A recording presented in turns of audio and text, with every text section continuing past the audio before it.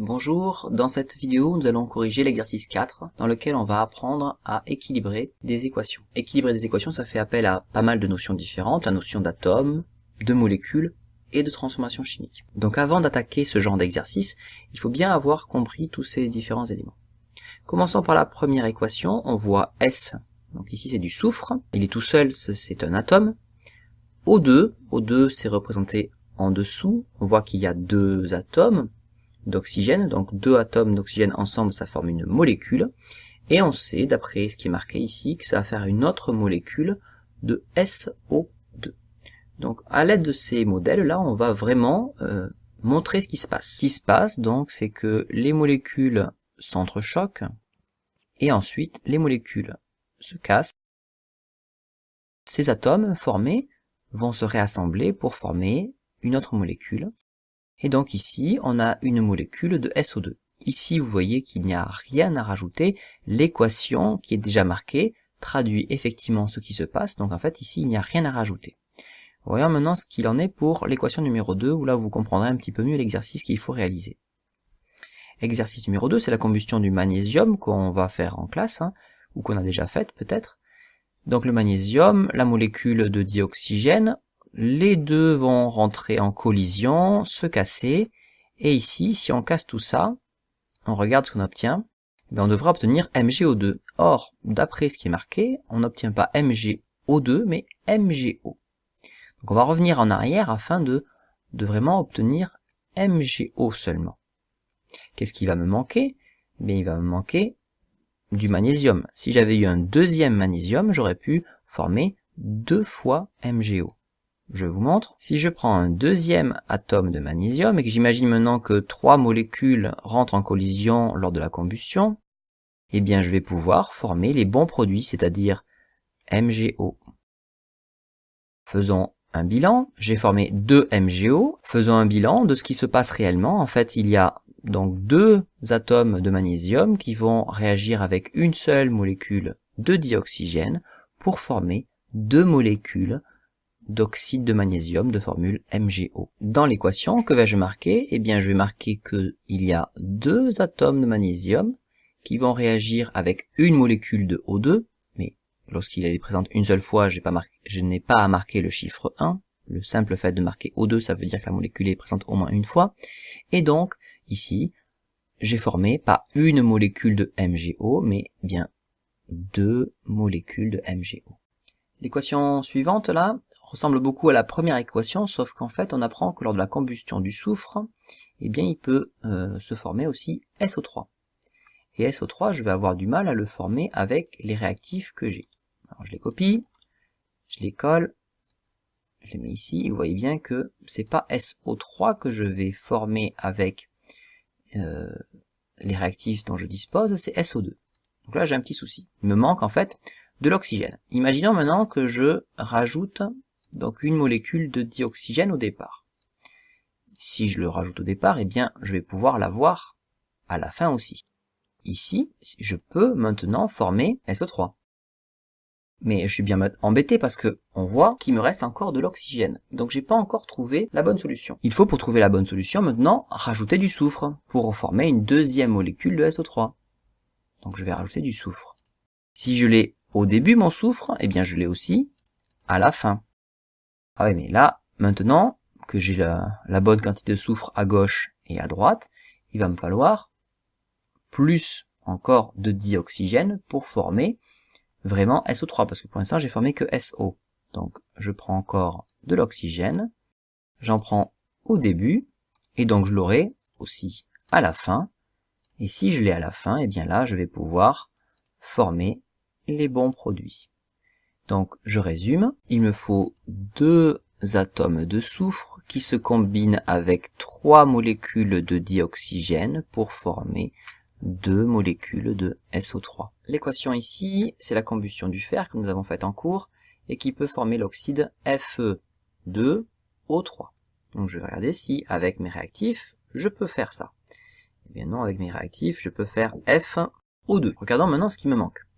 Il me manque en fait à la fois du fer et de l'oxygène. Donc je repars avec mes réactifs et je vais rajouter un atome de fer et une molécule de dioxygène. Voyons maintenant si j'ai réussi à former F2O3.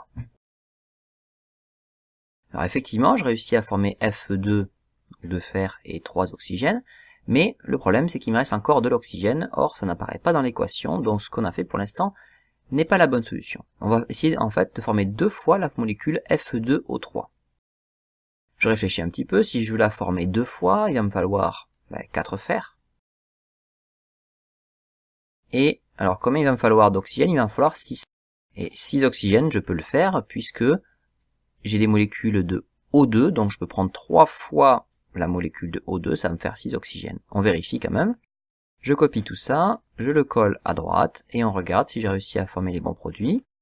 Une première molécule, et une deuxième molécule. J'ai réussi à trouver le bon nombre de molécules pour que ça marche. Je compte le nombre d'atomes qu'il m'a fallu, 1, 2, 3, 4, donc 4 fois l'atome de fer, il m'a fallu 1, 2, 3 fois la molécule de O2, et j'ai obtenu à la fin 2 fois la molécule Fe2O3. On passe maintenant à l'équation suivante. On apprend que la molécule CuO peut réagir avec l'atome de carbone pour former un atome de cuivre et du CO2. Alors si ça forme du CO2, je sais que déjà au début il va me falloir plusieurs oxygènes, donc je vais m'arranger pour ici avoir plusieurs oxygènes. Alors on peut regarder si déjà avec ça, ça marche. Donc je fais une copie de tout ça et je regarde si j'ai réussi à former les bons produits. CO2, je vais réussir à le fabriquer. Cu aussi, donc c'est bon, j'ai équilibré mon équation. J'ai dû prendre 2 fois la molécule de CuO, une fois l'atome de carbone, donc là je marque rien. Ça m'a donné en échange 2 fois l'atome de cuivre et une fois la molécule de CO2. Ici on va donc étudier l'équation de la combustion du butane. Le butane c'est le gaz qu'il y a dans vos briquets ou qu'il peut y avoir aussi dans les bouteilles de gaz que vous utilisez pour la cuisine. Alors ici ça fait partie des équations un petit peu compliquées à équilibrer, donc je vais utiliser une petite astuce pour simplifier l'explication. Je vais pas partir de une molécule de butane, ça s'appelle comme ça celle-là, et de 2 fois cette molécule-là. Vous allez voir, on va former pas mal de molécules.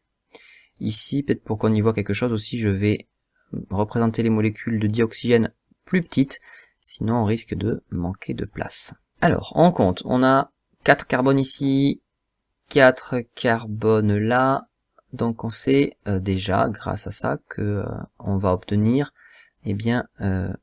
8 fois la molécule de CO2 à la fin. Donc je vais regarder un petit peu comment je vais faire pour former toutes ces molécules de CO2. Je vais me débarrasser des hydrogènes. Je vais séparer les carbones pour fabriquer vraiment des molécules de CO2. Alors on voit déjà que pour former du CO2, il va me falloir plein de molécules de dioxygène. On va regarder combien il en faut à la fin.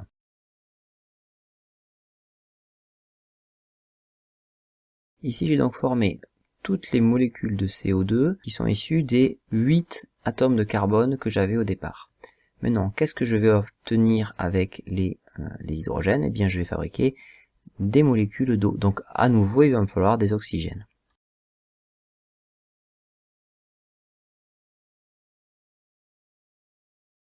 Voilà, j'ai donc combiné tous les carbones ici pour former du CO2. J'ai combiné tous les hydrogènes que j'avais au départ pour former des molécules d'eau.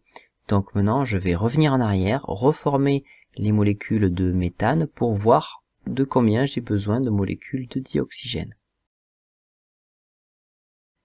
Récapitulons, on avait donc 2 molécules de butane au départ. Si on compte maintenant le nombre de molécules de dioxygène dont on a eu besoin pour former les bons produits, eh bien on trouve 5 et 5, 10 et 3, 13. Alors combien on avait fabriqué de molécules de CO2? Eh bien on avait fabriqué autant qu'il y avait de carbone au départ. Alors attention, il n'y a pas 4 des carbones au départ, il y a 2 fois 4 carbones. 1, 2, 3, 4 ici, et 4 aussi là, donc ici j'avais fabriqué 8 molécules de CO2, et des molécules d'eau. Alors pour savoir combien j'en avais fabriqué, il faut compter les hydrogènes. J'en ai ici 10 et pour celle-là 10, donc j'en ai 20 au total. Sauf qu'il me faut 2 hydrogènes pour fabriquer une seule molécule, donc en fait, avec ces 20 hydrogènes, je n'ai fabriqué que 10 molécules d'eau. Et voilà, l'équation est maintenant équilibrée. Bon, c'est une équation qui est un petit peu difficile à équilibrer. On passe maintenant à l'exercice 5, donc où il faut de nouveau équilibrer des équations. Ce que je vais faire dans cet exercice-là, c'est que je vais représenter les molécules dans un premier temps pour les 4 premières équations, et ensuite équilibrer donc les équations en marquant les chiffres dans les équations. Première équation, c'est la combustion de l'éthane. Je regarde ici, je vais former du dioxyde de carbone, donc hop, comment je vais en former du dioxyde de carbone? Eh bien, comme j'ai 2 carbones, je vais former 2 molécules de dioxyde de carbone. Donc ici, il m'en faut un petit peu plus de l'oxygène. Il m'en faut encore plus puisque je vais devoir former de l'eau. Alors de l'eau, comment je vais pouvoir former de molécules d'eau? Une molécule avec ces 2 hydrogènes, une autre molécule avec ces 2-là, et une autre ici avec ces 2-là. Donc il m'en faut 1, 2, 3. 3 oxygènes, ça va être difficile. Alors comment je vais m'en sortir de tout ça? Eh bien, ce que je vais faire, c'est que je vais partir avec 2 molécules d'éthane. Allez, on repart depuis le début. Avec une seule, on va pas réussir. Donc je pars avec 2 molécules d'éthane. Voilà, 2 molécules. Et je réessaye. Donc au final, je vais former combien de molécules de CO2? Eh bien, finalement, je vais plutôt en former 4. Et combien je vais devoir former de molécules d'eau? 1, 2, 3, 4, 5, 6. Donc pour faire 6 molécules d'eau, il va me falloir 3 molécules de dioxygène. Copier, coller. Hop. Donc il va me falloir tout ça normalement pour fabriquer les bons produits. On va essayer. D'abord le CO2 et ensuite les molécules d'eau. Ici on voit bien que j'ai formé uniquement les produits désirés et je vais donc retrouver combien il m'a fallu de molécules au départ. Donc je copie tout ça, hop, je le colle et je vais tout réagencer de manière à reformer les molécules des réactifs.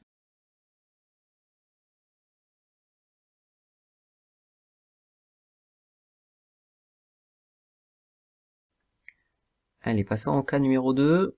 Donc dans le cas numéro 2, avec de l'aluminium, on va former Al2O3. On va essayer d'avoir donc au départ 2 aluminium pour former la molécule Al2, et on va essayer d'avoir aussi 3 oxygènes pour former Al2O3. Donc j'ai mes 2 aluminium, mes 3 oxygènes, on va voir si j'ai réussi avec ça à former les bons produits.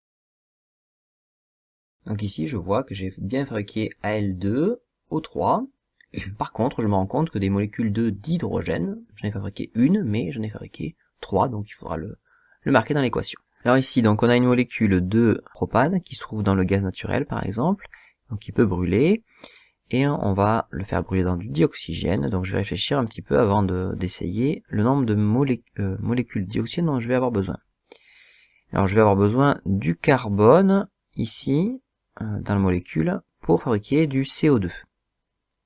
Donc à chaque carbone, ça va consommer 2 oxygènes, donc une molécule en entier. Donc déjà, rien que pour faire brûler les carbones, il va m'en falloir 3 molécules. Je regarde ensuite les hydrogènes. Alors avec les hydrogènes, je vais fabriquer de l'eau.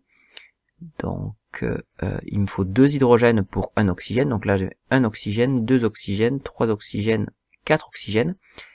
4 oxygènes, donc ça, je vais avoir besoin de 2 molécules de dioxygène pour former le bon nombre de molécules.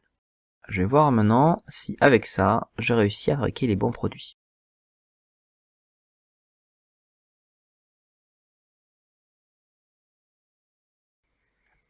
Alors je me rends compte qu'avec ce que j'avais prévu, j'ai réussi à former les bons produits, c'est-à-dire ce qui était marqué dans l'équation, et je me rends compte donc je vais former 4 molécules d'eau et 3 molécules de dioxyde de carbone. La dernière équation, c'est la combustion de l'alcool à brûler. Donc je vais regarder un petit peu ce dont j'ai besoin. J'ai besoin donc de fabriquer du CO2. Donc CO2, je vais en avoir besoin de 2 molécules pour faire brûler les 2 carbones. Je vais avoir aussi besoin d'hydrogène pour fabriquer des molécules d'eau. Alors combien je vais devoir fabriquer de molécules d'eau? Je vais devoir fabriquer 1, 2, 3. Alors sachant que j'ai déjà un oxygène. Donc en fait je vais devoir fabriquer 2. Si je dois en fabriquer 2, il me faut une molécule supplémentaire. Si je résume, il me faut 2 molécules pour les carbones, plus 1 pour les hydrogènes. Donc au total, il devrait m'en falloir en 3. J'essaye.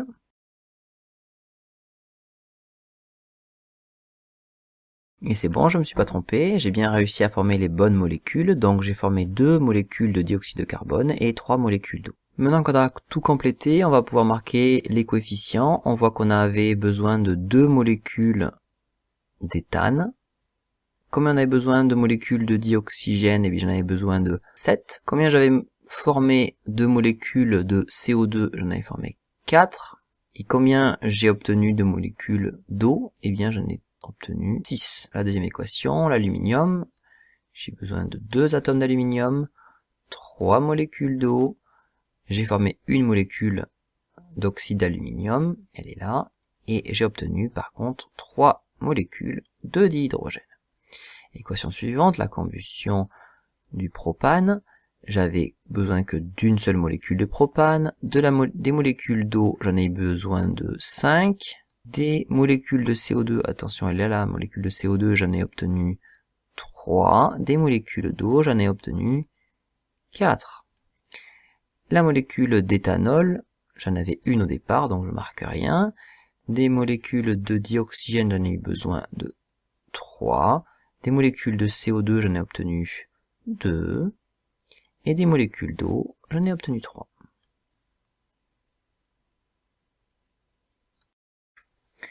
De la même manière, ici on va résoudre les 4 équations à l'aide des dessins, là, des modèles moléculaires. Et ensuite on mettra les coefficients dans un deuxième temps.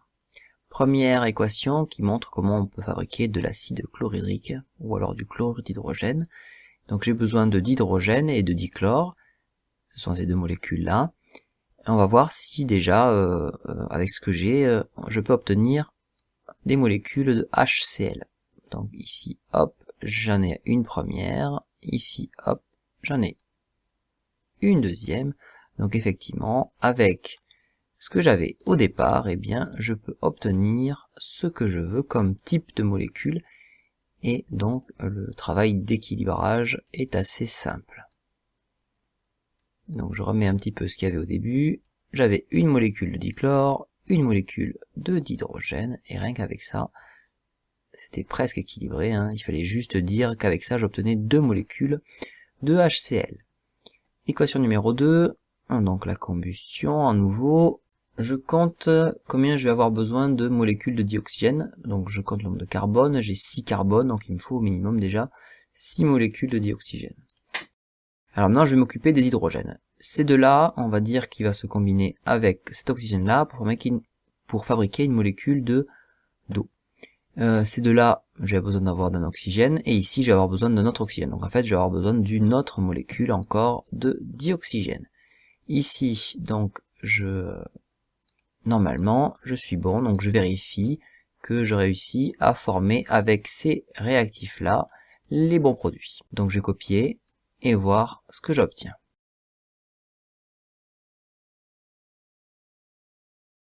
Et là on voit que je me suis trompé, j'ai oublié une molécule de dioxygène. Ouais, j'avais dit que j'avais besoin de 6. Donc j'en rajoute dans les réactifs, hop, et dans les produits. Voilà. Et voilà, donc maintenant j'ai fabriqué ce que je voulais. Passons à l'équation suivante. Ici, donc la combustion de l'étain, enfin de l'oxyde d'étain déjà, dans le dioxygène. On va voir ce qui se fabrique. Déjà, si je pars avec ça, qu'est-ce que j'obtiens? Je n'obtiens pas SnO2, mais SnO2 plus un autre oxygène. Donc en fait, ce qui manque dans un premier temps, c'est du SnO. Enfin, c'est du SN. Sauf que le SN, je peux pas le prendre tout seul. L'étain, je peux pas le prendre tout seul. Il est déjà combiné avec un oxygène. Donc ça, par contre, je peux en prendre une deuxième molécule pareille. Si je fais ça, en voyant ce que j'obtiens, et là ça devrait marcher, puisqu'avec cet oxygène-là, hop, je fabrique une première molécule de SnO2, et avec celui-là, j'en fabrique une deuxième. Donc là, j'ai les molécules des réactifs et des produits dans les bonnes proportions. Ici, étape suivante, le zinc qui va pouvoir se combiner avec du dioxyde de soufre, c'est comme ça que s'appelle cette molécule-là qui est représentée ici. Je regarde si déjà j'obtiens ce que je veux. Hop, alors du ZNO, oui je peux en fabriquer. Ah bah mince, là par contre je vais avoir du S, mais aussi de l'oxygène. Donc en fait j'ai trop d'oxygène. Si j'ai trop d'oxygène, c'est que j'ai pas assez de reste en fait. Donc on va essayer de voir ce qui se passe si je prends 2 atomes de zinc. On va voir si j'ai réussi à former les bons produits. Et c'est reparti. Donc ZNO, maintenant je peux en fabriquer 2. Et là il me reste bien du soufre, donc j'ai fabriqué les bons produits. C'est bon. Je vais pouvoir compter pour pouvoir mettre les chiffres qui correspondent dans les équations. Première équation, on voit le dihydrogène qui est présent qu'une seule fois, donc on met pas de chiffre. Le dichlore, pareil, présent une seule fois, on voit pas de chiffre. Le chlorure d'hydrogène, ici, il y en a 2 molécules de chlorure d'hydrogène, donc je mets un chiffre 2. On continue avec un phénol, donc cette molécule-là, qui est utilisée par exemple pour fabriquer du plastique, ou pour créer des médicaments, ou alors pour la parfumerie. Donc cette molécule-là, et il y en a une, donc on ne met pas de coefficient, elle peut brûler aussi, donc lorsqu'elle brûle, elle a besoin de 1, 2, 3, 4, 5, 6, 7 molécules de dioxygène. À ce moment-là, on va obtenir 1, 2, 3, 4, 5, 6 molécules de CO2, de dioxyde de carbone, et on va aussi obtenir 3 molécules d'eau. L'oxyde d'étain qui brûle dans le dioxygène, donc il faut 2 molécules d'oxyde d'étain qui brûlent dans le dioxygène pour former de nouveau 2 molécules de dioxyde d'étain. Le zinc, lorsqu'il se combine avec le dioxyde de soufre, cette molécule-là, eh bien, il en faut 2 atomes pour une seule molécule de dioxyde de soufre. Ça va me former 2 molécules d'oxyde de zinc de formule ZNO, on les voit ici et là, et par contre un seul atome de soufre. On passe maintenant à l'exercice 6 où on va parler de la combustion de l'aluminium. On réalise la combustion de 0,8 g d'aluminium, de symbole Al. Eh bien ces 0,8 g, on les fait brûler dans 250 ml de dioxygène. On nous dit qu'il se forme un unique produit qui est de l'oxyde d'aluminium de formule Al2O3. Question numéro 1, il va falloir nommer les réactifs et donner leur symbole chimique. Les réactifs, je vous rappelle que c'est les espèces que l'on utilise pour faire la transformation chimique, et c'est aussi les espèces chimiques dont les quantités diminuent. Quelles espèces chimiques va avoir sa quantité qui va diminuer si je fais brûler de l'aluminium? Eh bien, c'est l'aluminium de symbole Al et le dioxygène. Le dioxygène, on connaît son symbole, c'est O2. Deuxième question, écrire l'équation de la combustion, puis l'équilibrer. Alors là, on rentre dans le vif du sujet. Alors, je vous rappelle, une équation, donc on met une flèche pour séparer les réactifs des produits.